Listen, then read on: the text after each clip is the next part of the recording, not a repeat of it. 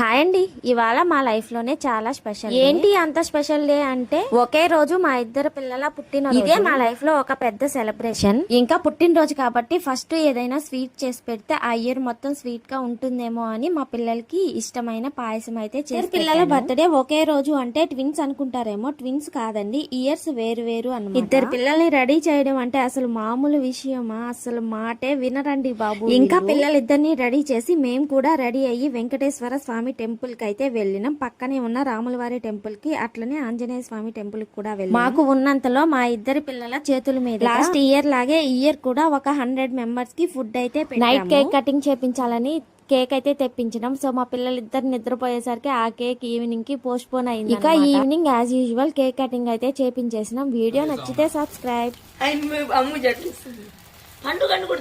కొట్టాను ఇది